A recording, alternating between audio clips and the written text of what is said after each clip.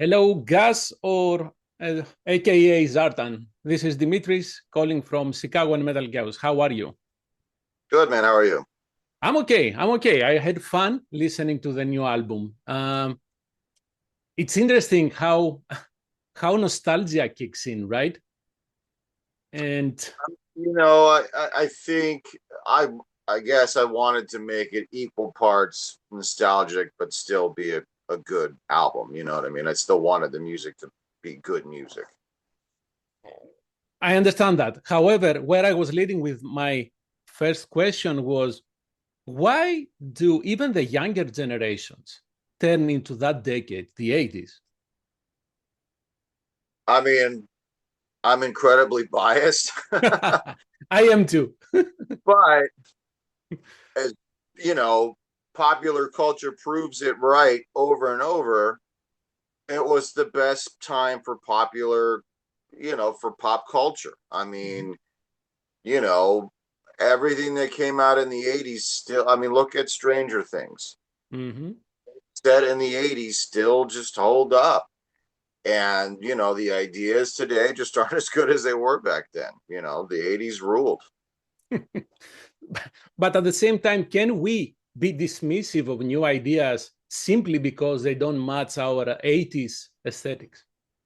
Well, I mean, it's still a portion of the zeitgeist, right? Like there's still plenty of brand new, even in the world of metal, you have bands like Ghost and Sleep Token that are huge that sound nothing like anything from the 80s. That's Correct. completely new stuff and it's very popular and it's very big. So there's still progression for sure and it's not stagnant. But the Transformers movies were very popular and the toy lines continue to be very popular and the music continues to be very popular. So, you can still, I remember, I think last year or the year before, maybe I saw Motley Crue, Def Leppard, and Poison in a stadium. Stadium. Right. I mean, shit was great. Well, one thing I do appreciate though with the return to the 80s is I find that people return to physical product. We know that the streaming services had overtaken everything, but now you can see people going back to vinyl and cassettes. People are buying cassette player. I mean, who who, who would expect that, right? And, and it's very nice to see in the younger generation, the other bands that I play in particular, this band called Left to Die, Mm-hmm. to see young kids showing up to these gigs in like the vest with the patches and the big Reebok sneakers. I think there's a portion of the new generation that wants to experience what that was back then. And it's like when you bought a cassette or a record, you had this physical thing that you could hold on to and read and kind of get lost in, as opposed to just pressing play on your phone and move. You know what I mean? There's just it's a different experience, and it's very nice to see at least a portion of the younger generation want to connect with that. Right. So thankfully, so I'm happy that physical units are selling again. Yeah, and to be honest, in streaming services, you don't actually own anything. You just Nothing. having the streaming rights. So to me, I that's mean, as soon as you stop paying your subscription, all your music's gone. right. So that sucks. No, because we have vinyl, and vinyl will never go away. So okay, how was Comic Con? How was the debut for Cold Slither? Man, this is my first kind of post. I did some interviews the very next day, and I'm a I don't know how much you know about me, but I grew up. G.I. Joe was a big part of my childhood. It meant a lot to me. So for me to now be a part of that world, I kind of still don't have. I don't really know how to put it into words. It's just, it means so much to me. And for people that don't have those sort of connections to kind of anything in life, whether it's music or toys or a cartoon or whatever it may be, you know, for me personally, you know, I hold it so close to my heart, really. Again, you know, like I remember being at Comic-Con the day after the show, and we were doing a signing, you know, in full outfits, and people were walking by going Zartan, you know, and I was just like, Oh, what? almost even more so than the show itself. And the show was obviously a lot, you know, an amazing experience, but to have the fans just simply walk by and say, "Hey, Zartan," to me, that has almost been the most rewarding, to just be accepted by the fans as this character that I love too, you know. So it's just been amazing. It's hard to put into words. And going back to what we were talking about the 80s, this is also something that we had, and I'm sorry to say that I feel that the younger generation doesn't. We had a special connection with these things. And this is why many outside of this, let's say, community may see us as childish, getting into childish behavior, getting now games. I'm still buying games. I'm 50. I'm still doing that. And whenever I see something from that era, I almost get teary eyes. So yeah. Well, I think a lot of it, you know, and this can sort of go down to a much deeper psychological conversation. Oh yeah. You know, it's when you know, for many of us, myself included, and this is an unfortunate thing, like, you know, a lot of kids that grew up in the 80s, this was the period of time where, you know, at that point, both parents started to have to work. Mm-hmm. You know, there was a lot of kids that felt alone, um, and these cartoons became their friends and their mentors. And in my case, all of it, and then for me also, you know, like with Optimus Prime in particular, became like a full-on father figure. So we have these connections. I think you start to see some of the younger generation, at least like kids from the 90s, you know, and they're like the 10, 15-year younger, because I'm 48, so I'm your age too. So like kids that are in their late 30s, late 30s, you know, they're starting to come out with their nostalgia for like Power Rangers or whatever was kind of hip in the 90s. So I think it's probably not as unique to us as we think. It's just the younger generations haven't quite reached our age. Right. And I think as they do, you'll start to see more of like, you know, and the thing about calling this childish, you know, psychologically speaking, every single human on earth has an inner child that just lives in you. Yep. It kind of lives in your nervous system. Like, this is real medical shit. Mm-hmm. And, you know, it's why, like, for instance, when in the Mandalorian season 2, when Luke Skywalker came back and you watch all of these reaction videos and these grown men are crying, again, myself included, it's because it's that child in you coming out. And, you know, that's where that comes from. And it's just not talked about enough. And therefore it's still kind of like taboo. Yeah. But everybody has it. Everybody has an inner child. It's, you know, whether you just choose to accept it or not. Yeah. And I'm not claiming, and I will never will, that our generation is better. It doesn't sound, no. In fact, what happens to the next generations, it may be our fault. So again, I'm not comparing, I'm not saying we are better. What I'm saying is that I want everybody to have some special connection with something they liked, especially when they were kids, even if that experience was connected to something bad, as you said, right? We were finding, even in music, we were finding a way out, all that stuff. So yes. I think in the toy community, you know, and in the heavy metal community in particular, you would probably find more of it than you would perhaps in other communities. Yes. I think because heavy metal is such a visceral, form of music that the average person would be like, whoa, that's kind of too much.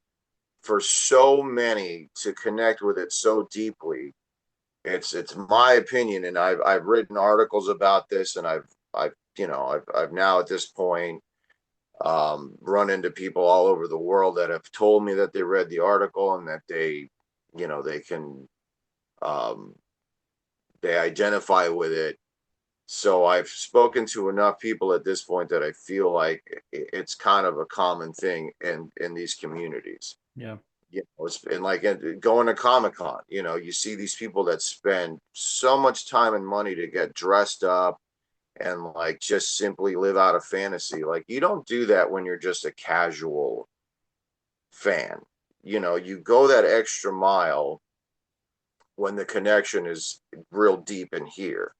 Yes. And it's kind of my opinion that that level of connection tends to not happen when you have this kind of perfect or, better life.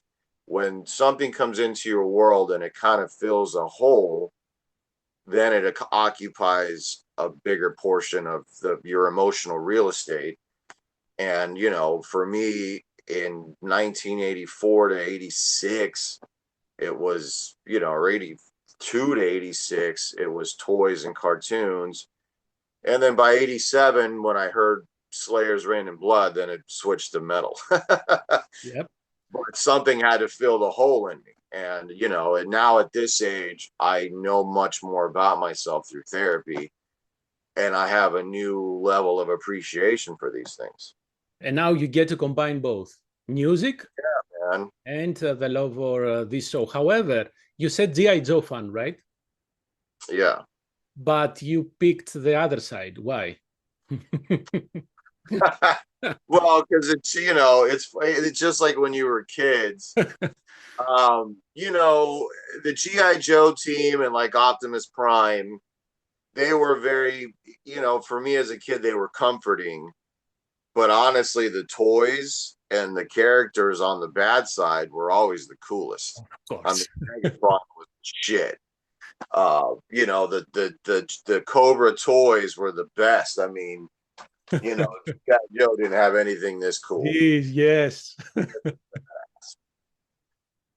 So yeah, I mean, I love Cobra. You are a traitor, but a traitor that we like. I'm joking, man. So the idea was born from Hasbro, correct? And they no? No. The idea was born. Oh well, yes. 40 years ago it was a Hasbro. No. I'm talking about the band. So Gerardo Martinez of RPM. Mm-hmm. Him and I had been friends for like 20 years from when I used to be signed to Nuclear Blast. And when I met him in person, he was wearing a G.I. Joe shirt. And so I was like, yo, I'm a Joe guy. Like, and then so we became friends all these years, even after I left the label and he left the label. Like, we just remained friends because, we just talk about G.I. Joe and stuff. This was his idea. Ooh. 100%. He's a heavy metal record label guy that loves G.I. Joe. G.I. Joe has a heavy metal band. So it was basically, this started like 10 years ago. Really? He had called me and said, hey, I want to do Cold Slither. And I was like, holy shit. Yeah, let's do this. But of course, Hasbro owns it. So you can't do anything without Hasbro. Of course. So, and 10 years ago, the G.I. Joe toy line just kind of disappeared and nothing was happening. Now they have the classified series, which sell really, really well. And the timing just sort of lined up, and there was a Cold Slither set coming out, and Gerardo pitched it at the right time, and Hasbro said, yeah, let's do it. So this is actually Gerardo Martinez's idea. Well, because, you know, my to human mind was thinking, well, this is a market move from Hasbro, but it's pure from the love of some fans. Amazing. Well, that's the biggest, I think, and I'm glad you brought that up. That's been my biggest message that I want to get out to the fans. Like, yes, you would immediately, you know, if I wasn't involved with this, I would think that too. Like, hey, this is just a Hasbro marketing scheme. They just hired whatever musicians. No, this idea was born from a real G.I. Joe fan who gets emotional about it, who contacted his friend who he knows is an equal G.I. Joe fan, and I get emotional about it. So yeah, this was born from two people that love G.I. Joe that happened to literally talk Hasbro into it. So what about the rest of the lineup? How the rest of the guys joined the band? Well, Matt Harvey and I, you know, we played a couple of bands together. So you know, he's just kind of like my musical right-hand guy. I trust him. And Ross from his band is you know, he's a massive G.I. Joe fan. Funny, Matt Harvey literally just texted me just now. Ross is a giant G.I. Joe fan, like me. Like, he's a real deal giant G.I. Joe fan. And then the drummer Andy from KMFDM, he's here locally, and he's a good friend of mine. He actually plays with me around town. He literally looks and sounds like the action figure. So I was like, well, you're a great drummer, you're a professional drummer, and you look and sound like the action figure. That's enough. So there was a a screening period, right? Where you Well, you know, we knew going into it. I mean, I did the album by myself, which is, you know, and at the time, that's one of the reasons that Hasbro was happy with using me, because I can do the whole thing by myself. I can record the drums, guitar, bass, vocals, everything. And Hasbro has to vet everybody that they work with. Like, they do a full background check because they cannot be associated with anybody that's got any skeletons in the closet. You know, they're a big, giant billion-dollar corporation. They don't want any problems. So when Gerardo pitched it to him, he's like, listen, we're just working with one guy. He's going to write all of it. He loves G.I. Joe. And I had done this record for Liquid Death, the water company, same thing. So I had already worked for a big giant corporation. So, you know, I carried a certain professional pedigree that Hasbro liked. And so that's how, like, it, you know, it fell onto me. And I knew right away there was going to be a live show, and I immediately thought of those guys. So I had the band picked basically first day. Wow. So, you know, and they're all touring professional musicians who would deliver. And that's what we did. You know, the show went great. I couldn't find another band. I couldn't find another band that you sang to. Is this the first time that you're lead singing? It's funny, in here at home, my job is to sing and play guitar. Because spoiler alert, death metal doesn't make you rich. So I got to come home from tour and, you know, play in bars and clubs and stuff. And then I sing and play guitar in a heavy metal Depeche Mode tribute band. And that's where I play with Andy plays in that band with me. So outside of death metal, probably my main bigger job is to be a singer, but this would be the first real record that I sing and play guitar on that people have heard. Okay. So everybody in the band has death metal, thrash metal background. So how did you manage, and even you, because you said you wrote the album, how did you manage to not go to any extreme, right? Even though I believe I could call I could call Torch a little bit on the extremist side. Torch had a little sprinkling. Right. So I think, you know, going into it, I just kind of knew in my gut that, you know, it needed to stay within certain parameters. And, you know, not every G.I. Joe fan is a big heavy metal fan. Well, we can change that. I'm You joking. know, well, hopefully I'm working on that now. But I wanted to write music that if you weren't necessarily a metal guy, you could still enjoy this record. Like they're Right. just good, heavy songs, kind of like Metallica, right? Like a big giant chunk of Metallica's fans don't really listen to like Slayer and Megadeth and all the other stuff. They just like Metallica. So, I knew I just wanted to stay in this world where like it's heavy enough that if you do like metal and you like G.I. Joe, you're like, hey, this is good stuff. But if you don't, you would hopefully still think it's a good record. So that was a very conscious, and people may not know this again because I play in these death metal bands, but my job at home Mm. is to sing and play everything from the Beatles to Bruno Mars. Like I do it all here because it's my job to sing a bunch of different songs. And I sing and play guitar in a Depeche Mode tribute band. So, Right. writing that kind of music, I mean, full disclosure, I don't even really listen to that much death metal, hardly any ever. I Mm. listen to mostly like kind of Depeche Mode and like Paradise Lost is another one of my favorite bands of all time. So, I find more connection to that stuff than I do death metal with this Cold Slither stuff. Okay. Um, what about the lyrics? How did you is there a loose concept behind this? Should we expect, for example, a part two? Well, lyrics, which this is where Hasbro did kind of come into play because I had to come up with the titles first and submit those for approval.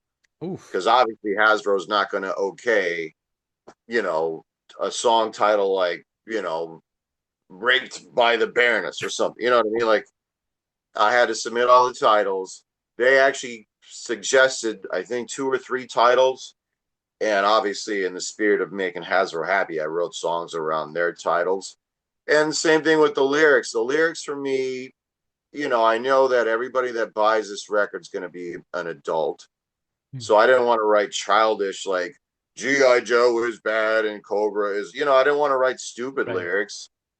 But I didn't want, they weren't going to be, I sliced G.I. Joe's throat and drank his blood either. That same, just like the music, the lyrics had to sit in a sweet spot where they sound like an adult wrote them, but they're about GI Joe and Cobra and stuff. So I just tried to, and I remember when I first got the call, you know, the first thing I recorded was the song "Cold Slither," and with heavy guitar and the live drums and all that stuff, and I submitted that. And when both Hasbro and RPM gave that a thumbs up, I was like, okay, cool. I at least know what the sound is going to be like. Now I got to write this stuff. And that was this giant weight on my shoulder. And my wife was the one that said, well, you're an actual real life heavy metal musician and you really love G.I. Joe. Just write what you think you would want to hear. Just have it come from here. And the first song I wrote was Thunder Machine, submitted that. Both sides gave it a thumbs up. And I think the next song I wrote was, I don't even remember, but they okayed the first two songs. So then when I got the first two songs okay, then I was just like all in. I was just like, okay, I know what I'm gonna do. And then I asked Matt Harvey for some help, and he helped write the song Master of Disguise. He wrote most of it. I edited a bunch of it and changed some things. And then yeah, I just wrote the rest of the record.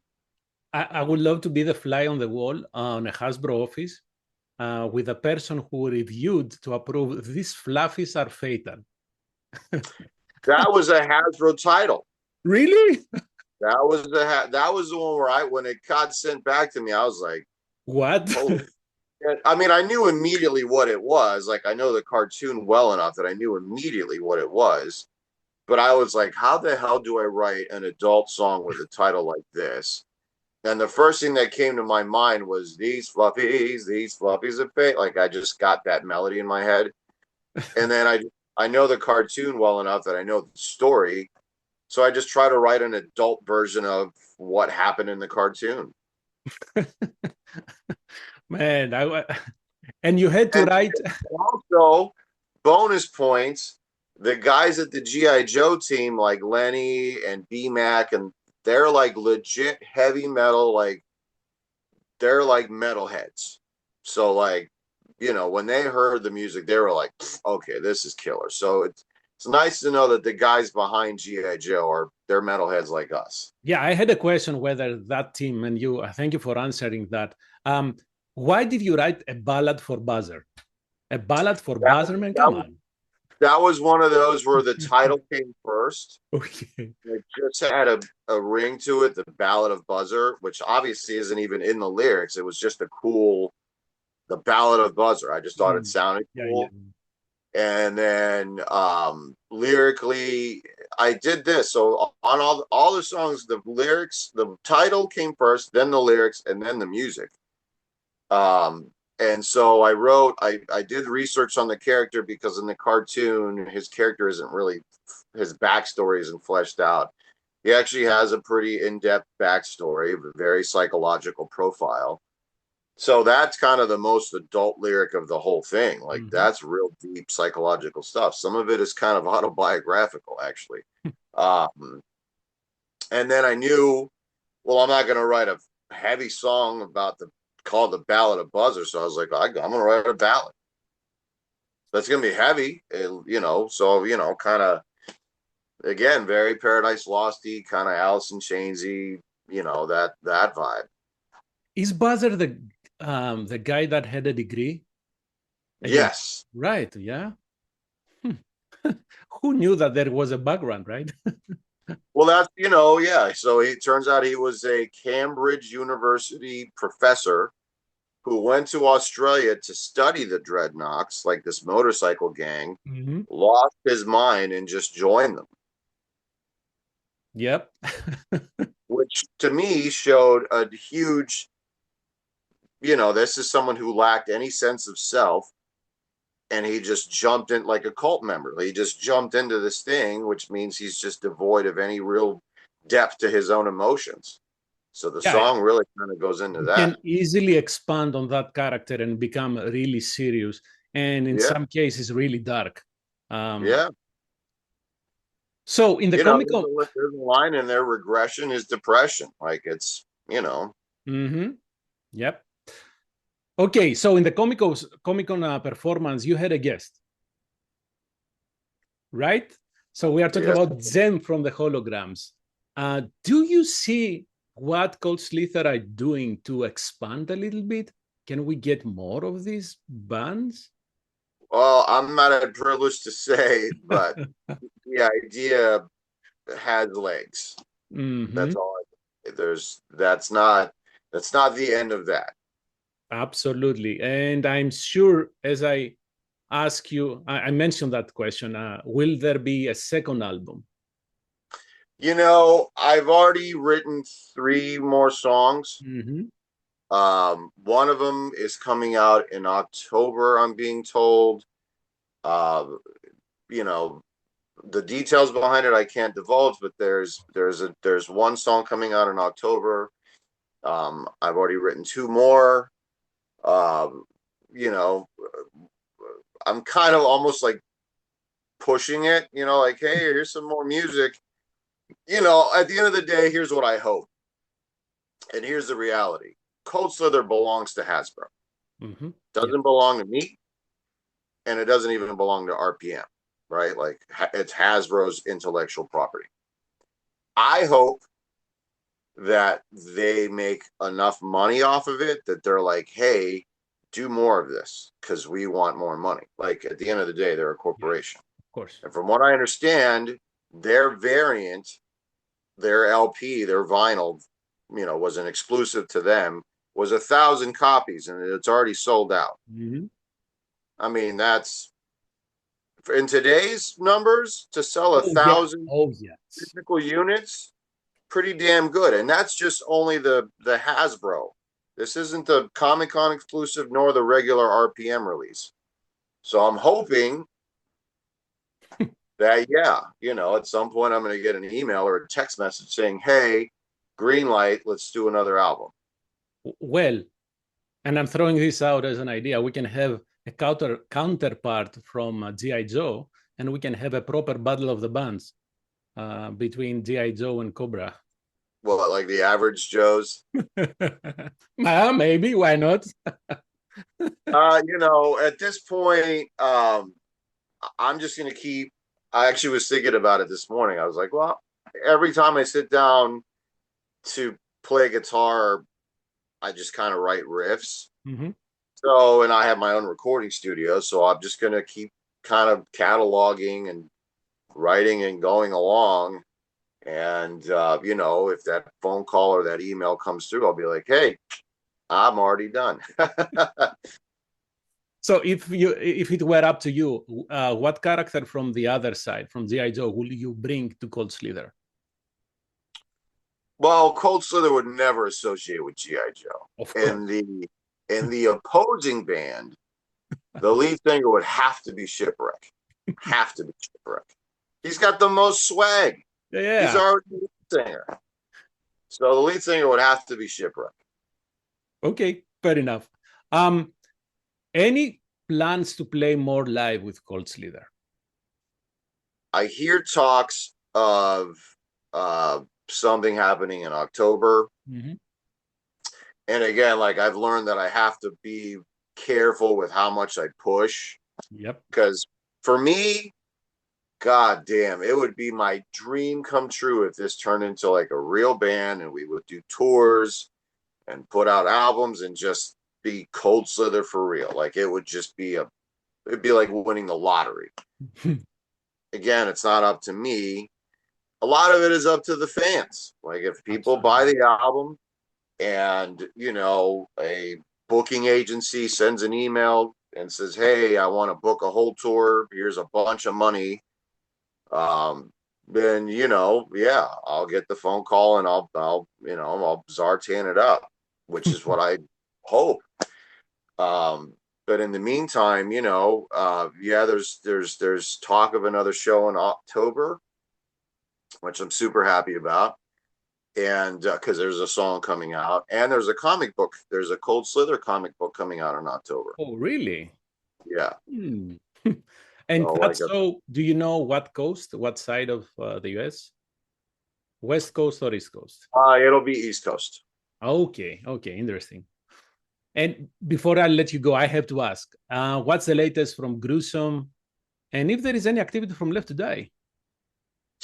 Well, Gruesome leaves in 2 weeks to do like a little mini tour.